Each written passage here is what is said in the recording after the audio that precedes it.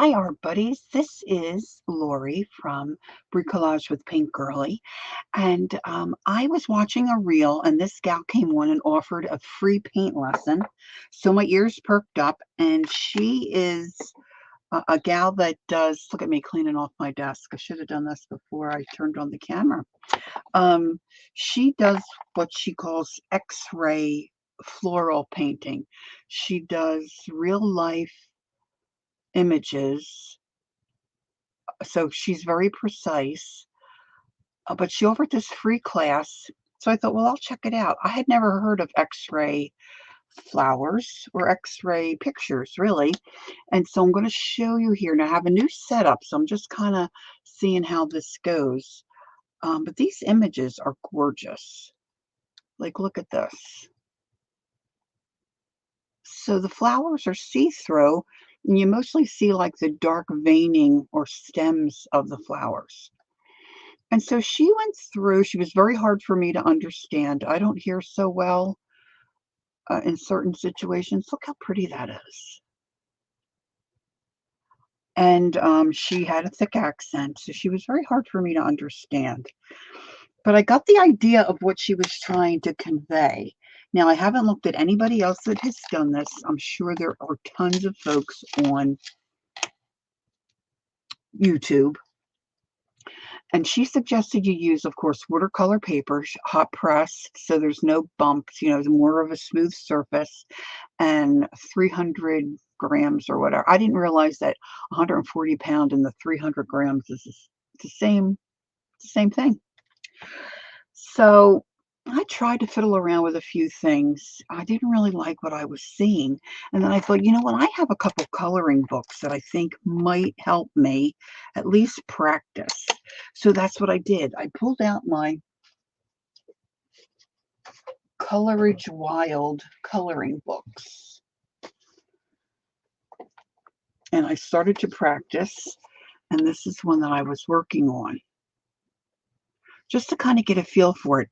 Now, this coloring book does not say that this is watercolor paper, but it feels like a watercolor paper, and it's heavy, kind of like a cardstock, but I'm pretty sure it is not. Now, it says here 250 grams, but it doesn't say anywhere that I'm able to tell that it's actually watercolor paper. But it kind of worked okay. It wasn't too bad. So I want to practice.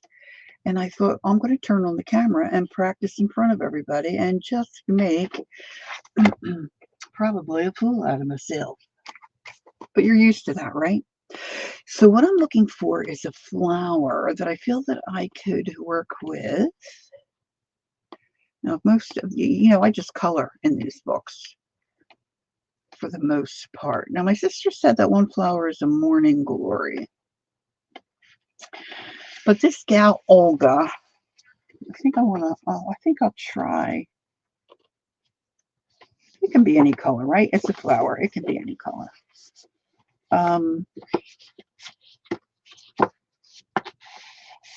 I didn't think she was that great of a teacher, if I'm honest. I didn't really understand what was happening. And like I said, I had a hard time understanding her accent. I pulled out my Gamby watercolor paints. This is the Art Nouveau collection, if you're wondering what that is. And so that's what I'm going to use today. I've got a couple containers here of water, and Olga suggests using 2 brushes, and she mostly did that, I think, to keep her brushes and how she used them separate. She said you could use any brush. She likes to use synthetic. So you just want to pick out a brush that works with the size piece, of course, that you're working on and that you're comfortable using. What she did was wet one petal at a time. She decided what petals she was going to work in and what order. And she would wet the petal, and then she would put in a very light coat of her base color, and then a deeper coat. She would outline the petal and then clean that up and then kind of drag her color in and make her lines. Now, looking at the pictures online of what an X-ray flower looks like, you want really high contrast. And we've been talking about that. If you follow Dee Dee Willingham or anybody that colors, you know, it's contrast, contrast, contrast. So that's what you really want to do. And so that's what I'm going to attempt to do here, just to demonstrate. And I don't think mine looks too terribly bad. Now I'm having a little bit of blurring. I'm just going to see how this recording turns out, because like I said, I've got a new setup. Yeah, my computer died. That's what happened. So I'm going to, normally these look like tiger lilies and they would be an orange color, but I don't have that in this palette. So I'm just going to go ahead and work with the pinks. Now, when I worked on this sample, I used two different color pinks. Now, this gal, Olga, I think she said her name was Koelschch. I couldn't find her before I started to record. If I'm able to locate that reel, I'll put it in my description box. So she just used a deeper version of what she put on the petal. I couldn't get, this is such a light pink, I couldn't get that to really work for me. So I used this light pink and then I used this deeper mauve color. And I really would like to have even a deeper, like almost a burgundy kind of color to really make the contrast shocking. I think if you could get it to look shocking, you'd be on your way. She also recommends you have a paper towel handy, have that in your hand. You're going to use your brush a little bit on the dry side at some points. I'm not an expert. I'm just trying this out to see if I can figure it out. Now, when I continued to work with this, I started to block in my petals without watering the surface first. Now, if you're using watercolor paper like you're supposed to, you want to water down, you want to water and wet that one petal. Do the technique that you're supposed to, and then use your heat gun or a hair dryer to dry it before you go to step 2. But I'm going to omit that. Well, maybe I'll do one like that. So the first thing she did was she took a little bubble palette and she mixed a very, very light version of her color. But this is already really, really light, this pink, right? And she just went back into her water and just kept adding water. Now, I'm not going to put a lot more than this because I don't need that much, I don't think. And I want to be able to get more color in there if I need to. So I think you can, I'm going to try to bring my camera down a little bit. That might be still too far away. I've got my camera in a new spot too, so I'm not sure how this is really going to, oops, you don't want to see me. Let's see if this will work. Okay, so let me try, she kind of did her petals 1, 2, 3, and then she numbered them. And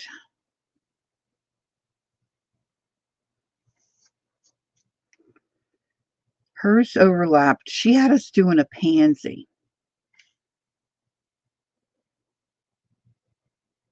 I think I'm just going to start with this petal.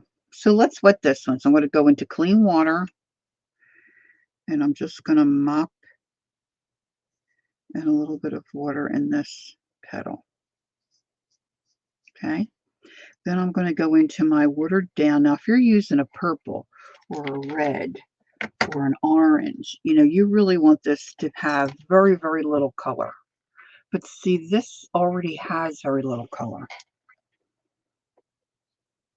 And so we're just going to put a layer down of this very light and watered down pigment, if you will. Now she kind of blotted a little bit too, But I want you to be able to see that color, so I'm going to leave that the way it is.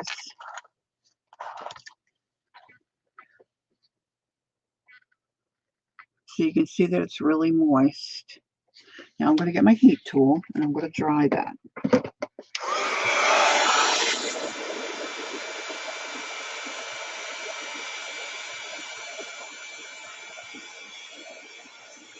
You want to make sure that it's really dry.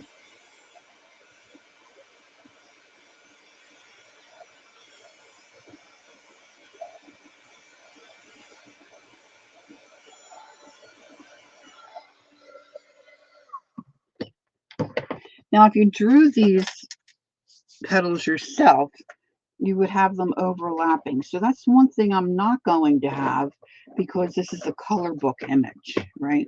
I think I'm going to try to see if I could sneak out another watercolor palette that might have a deeper reddy pink kind of a, yeah, this might work. Just, I think that might come in handy. Now I'm going to switch to a smaller brush because that works for me. So this is little. It's got a very, kind of small point. I'm not going to wet it a whole lot. And I'm just going to tip it into this darker mauve color. And then I'm going to very gently come around the outside of my flower, light pressure.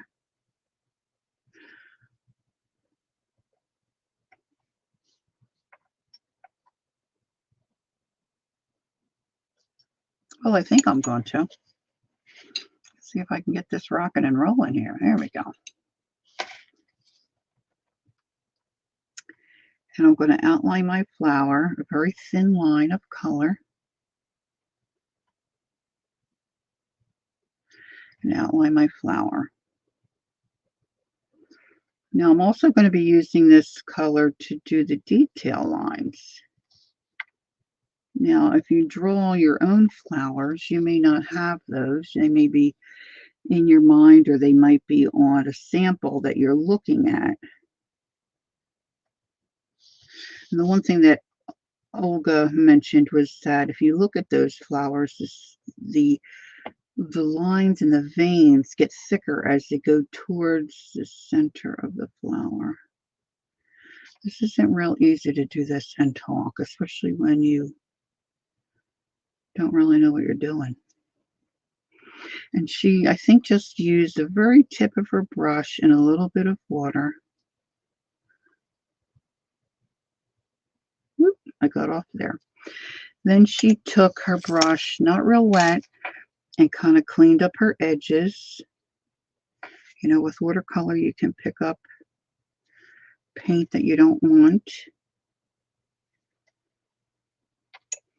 Now this has a lot of veining at the tip, so I'm just going to start pulling in little tiny lines.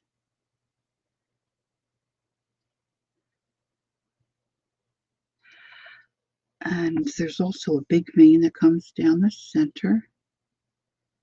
And it's curved to give the petal a round look, so it doesn't look flat. Now I'm going to flip it this way.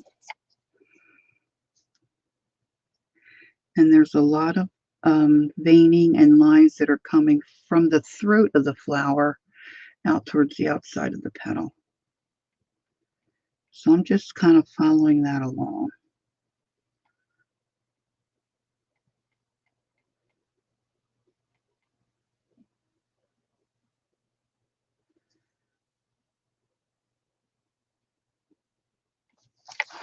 Now I think that needs to be deeper in color. It looks pretty, but I think it needs to be deeper. So I'm going to pull out this little palette I have. This is a Winsor Newton, and there's a pinky red color here. I think that's going to give me a little more of a contrast for sure.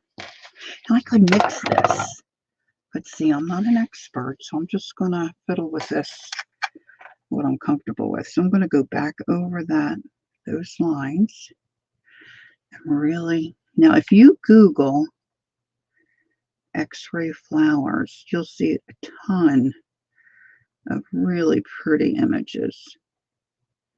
Some are monochromatic. Is that how they say it?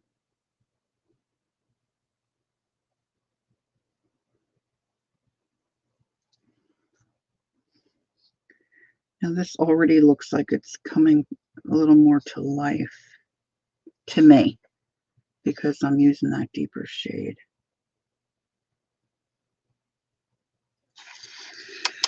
The more pressure you use with your paintbrush, the wider your line is going to be.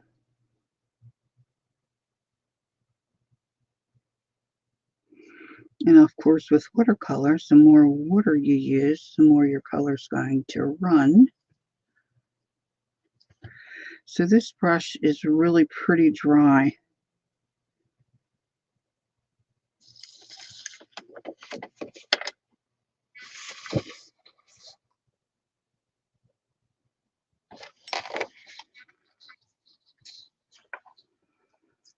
And then she just smoothed out her edges and kind of brought that color into the, into the flower a little bit. And then where it was too dark, she just came back in with her wet brush and kind of took out what was maybe a little too heavy. Because you want the line, I think, to look seamless. You don't really want to look at it and say, oh, look at that line, Now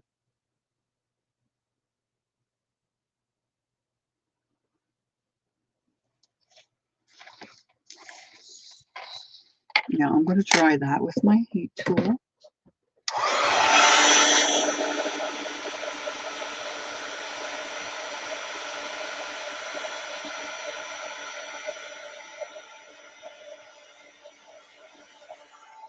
Now, certainly, any flower pattern you have, you could trace and transfer onto your watercolor paper.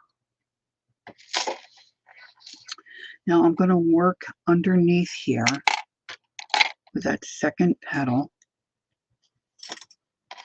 I'm going to take that little light pink that we mixed initially, and I'm going to come in here. This petal I didn't pre-wet. Let's just see if we can tell a difference.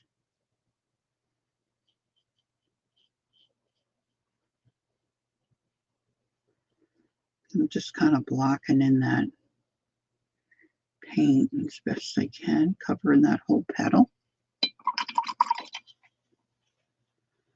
Heat tool.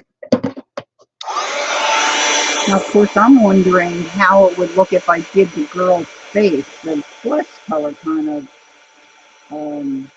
makes me a little nervous.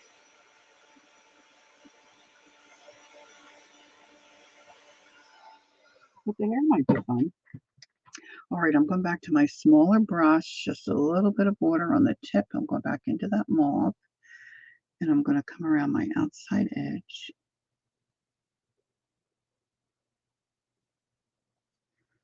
And just make my outline.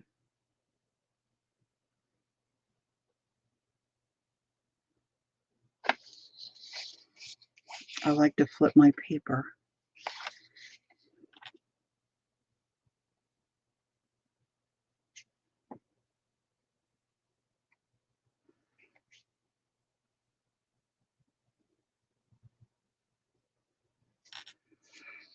Now, at the tip of the flower, it's just the detail lines that the artist gives us are a little more prominent. So I'm just going to put a little bit of darker paint there, and then just drag my little veining lines from that.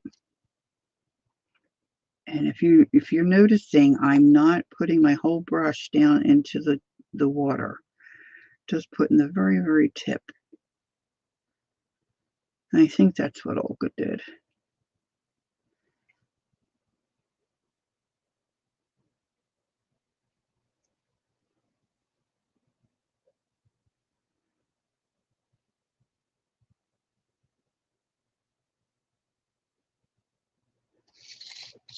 Now, of course, this has a shadow too underneath.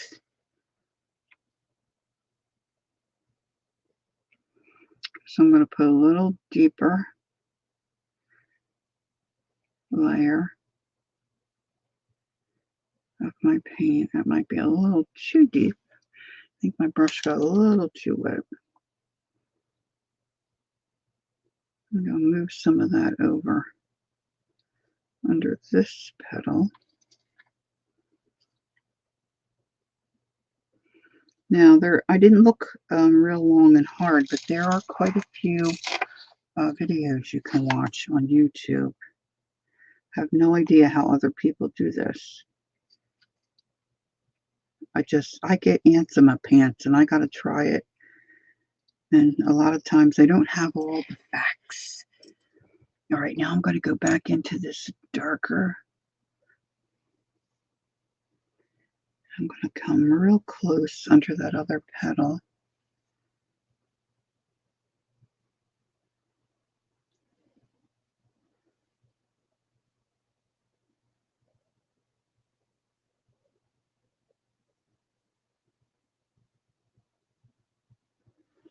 And come back around to the outline.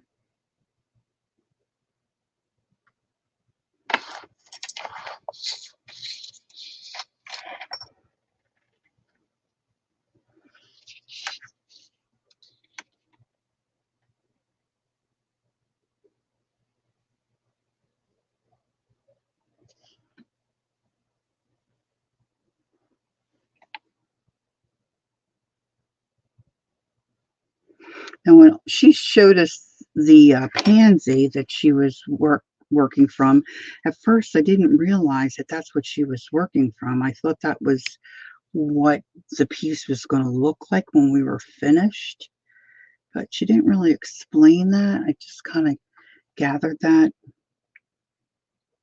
from, waiting till the end of the video. So I think that would have been a good thing to know up front, unless I just missed it, but I didn't hear her say that.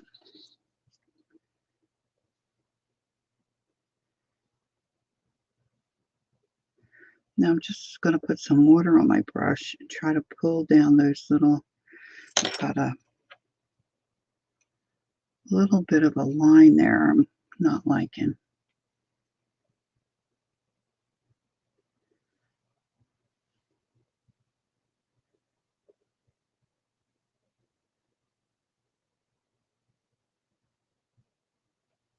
I'm just going to use some water now.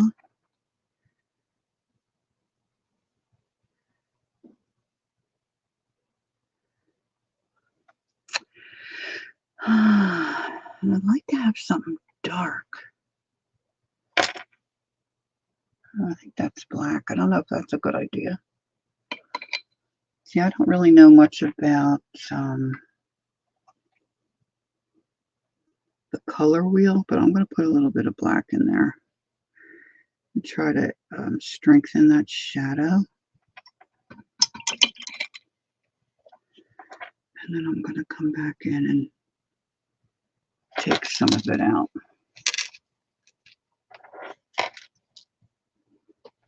And hope I'm not disappointed.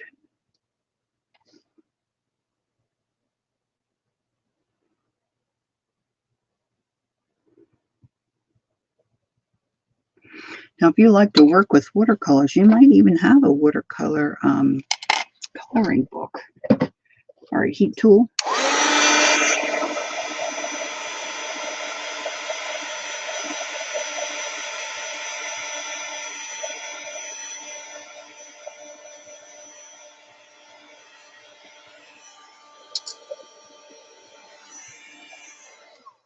Now again, I'm using my Colorage Wild coloring book by Emanuela Cologne. Let's see, I got something funky up on my screen here. Let's see, get my mouse to wake up.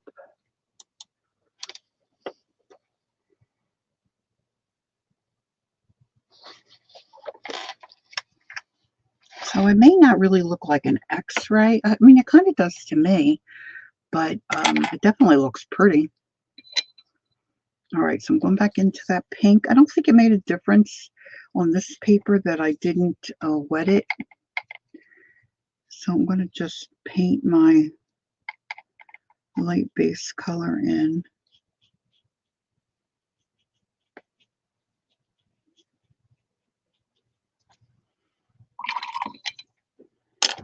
Heat tool.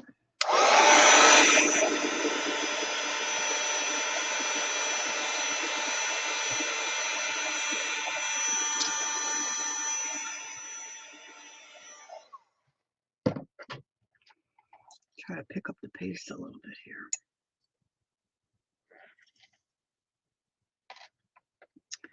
Same thing, just drawing, basically just drawing with my brush with that darker mauve color around the outside of that petal.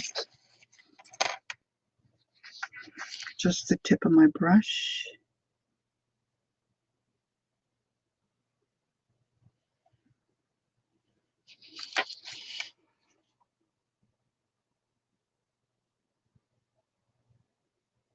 Had a really long day yesterday, and I came home to find my husband had been working in my art space trying to set up another computer for me. He said, I wanted you to be able to stream tomorrow. And I said, well, that's wonderful, but I don't stream tomorrow. I don't stream till Thursday. Yeah, the days mixed up. Retirement is great. Okay, so I'm just kind of pulling those, just, very, very little water on the tip of my brush. Pulling those little fine veins, when we look at a flower that we see.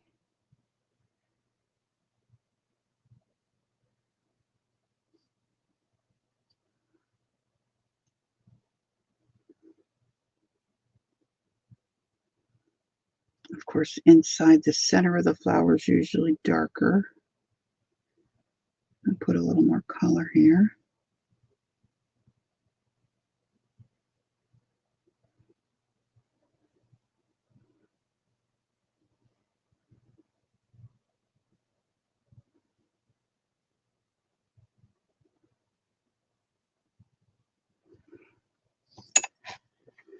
Okay.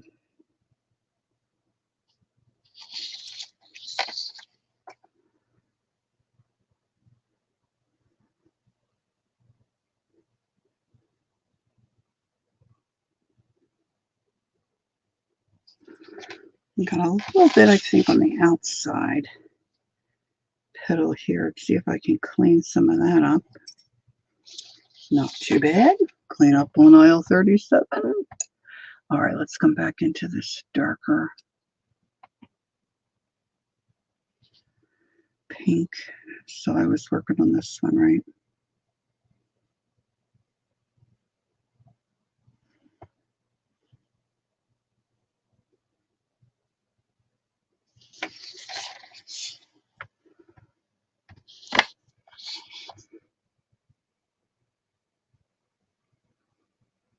Now, if you really wanted this to look like a real flower or a real X-ray picture of a flower, you'd want to have a real flower, I think, looking that you can look at and follow. I'm just going by the design elements that the illustrator gave us. Not sure what I want to do about those spots. I'll use my heat tool again.